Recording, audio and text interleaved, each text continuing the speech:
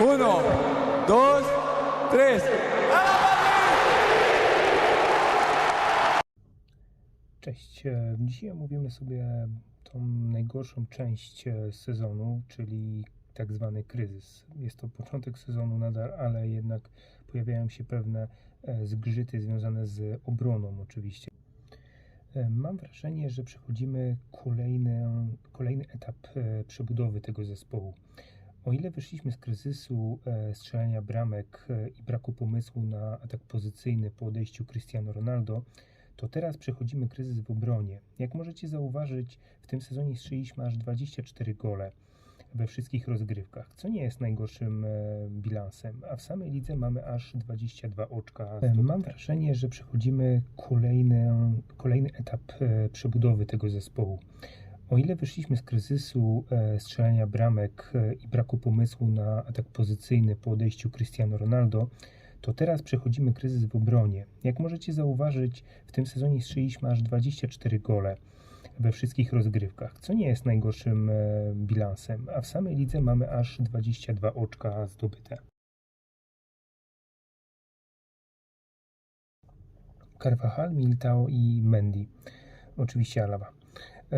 Farstart zaliczył Carvajal, który wrócił po kontuzji i od razu przeszedł na stan rehabilitacji, co oczywiście wstrząsnęło prawą obroną, bo on zaczął naprawdę bardzo dobrze, zaczął atakować przede wszystkim, zaliczył asystę, szarpał przede wszystkim prawą stroną, czego bardzo nam brakuje w tym momencie. Ani Lucas, ani Nacho nie są w stanie dać tyle Realowi, co daje w tym momencie Carvajal. Jest oczywiście Valverde, który w ostatnich meczach, także jak grywał na prawej obronie, to potem były problemy, ponieważ zostawiał dużą lukę. On w ogóle wschodził do strefy swojej, czyli tego defensywnego pomocnika, co jeszcze bardziej robiło nam po prostu problemy z tyłu. Dlatego brak głębi na prawej stronie jest naprawdę ciężki do zaklepania. Mam wrażenie, że Carlo po prostu nie ma pomysłu na ten zespół. W tym momencie, nie na zespół, na obronę, ponieważ próbuje dużo zmieniać. Cały czas podkreśla, że Alaba jest jakby środkowym obrońcą dla niego. Mimo wszystko wychodzi albo na lewej stronie, albo w środku, tylko że częściej gra na lewej jednak i to jest duży problem, ponieważ w tym momencie mógłby grać przecież tam Gutierrez. Nie wiem czemu nie korzysta z tego młodego Hiszpana Carlo Ancelotti, no ale widocznie nie widzi jakby może tak, podchodzi bardziej taktycznie do tych meczów. Wydaje mu się, że bardziej doświadczony Nacho poradzi sobie lepiej niż Gutierrez. Ja mam wątpliwości. Dla mnie Gutierrez jest na tyle dojrzały, że mógłby grać częściej na tej lewej stronie, a na pewno już powinien być pierwszym zmiennikiem Mendiego, gdy już wróci do zespołu. Bardzo ważnych zawodników jest kontuzjowanych, czyli Mendy i Carvajal.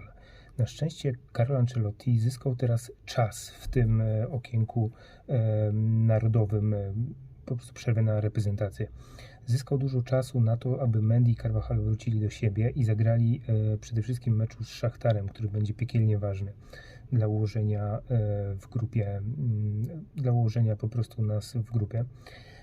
Trzeba uważać, trzeba na nich uważać. Nie wiem, czy wprowadzać od razu do pierwszego składu, czy dać im po prostu minuty w tych spotkaniach i spróbować wyjść Gutierrezem na lewej obronie.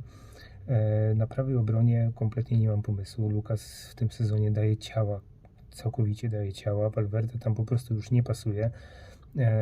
Więc moim zdaniem Carlo naprawdę czeka już jak na prezent od Mikołaja na tych dwóch bocznych obrońców i cały skład będzie wyglądał mniej więcej w obronie tak.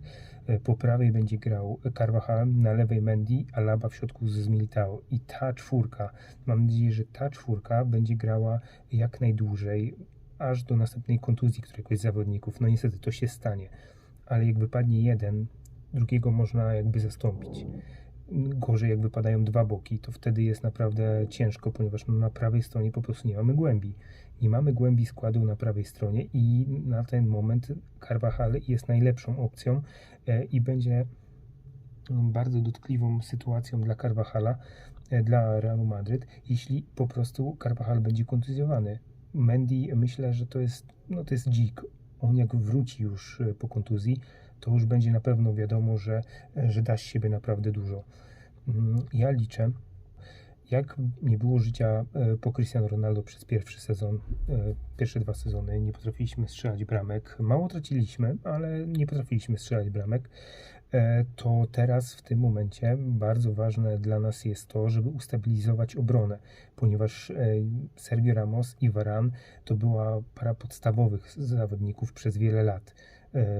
Casemiro, Kroos i Modric byli przyzwyczajeni do nich, bardzo byli przyzwyczajeni. Teraz muszą się uczyć na nowo, będą musieli zobaczyć, jak gra Militao z Alabą w środku, jak Mendy będzie się z nimi zachowywał, więc no tutaj to będzie kluczowy moment dla tego sezonu. Nie polega na tym, że odszedł wódz Sergio Ramos, ponieważ on nie był święty, tak samo Varane, ale dawali temu zespołowi stabilizację. W przypadku Sergio gole w stałych fragmentach gry. I wydaje mi się, że musimy przejść okres, w którym musimy nabyć pewności w obronie, a mam nadzieję, że po przerwie na reprezentację po prostu wróci pełen skład i będziemy mogli wreszcie rywalizować w Lidze Mistrzów na najwyższym poziomie, bo ten mecz z Interem też był bardzo fartowny. W obronie graliśmy fatalnie, mimo że nie straciliśmy bramki. W ogóle dzięki Bogu, że mamy Courtois w swoim zespole. Carlo Ancelotti po meczu przyznał, że to był jeden z najsłabszych meczów, przepraszam, to był najsłabszy mecz jego zespołu w tym sezonie i będzie musiał wyciągnąć wnioski. Nacho po tym meczu także uznał, że wyjdzie do wywiadu i powiedział, że po prostu popełnił błąd przy tej bramce, że realnie potrafi się kontrolować, że nie potrafią wracać do obrony i formować pozycji na nowo. Gubią się przede wszystkim, oni się bardzo gubią w tej obronie i gubią się w pressingu. Przy kontrach dają się ukuć bardzo szybko. Sam Courtois niestety nie wystarczy. Real nie stracił bramki tylko w 3 meczach w tym sezonie. To jest naprawdę bardzo, bardzo słaby bilans, dlatego Carlo musi się skupić nad obroną, musi to poukładać na nowo i myślę, że po tej przerwie na reprezentację Real wyjdzie trochę mocniejszy. Na pewno będzie bardziej konkretniejszy i bardziej skoncentrowany w obronie. Tego jestem pewien.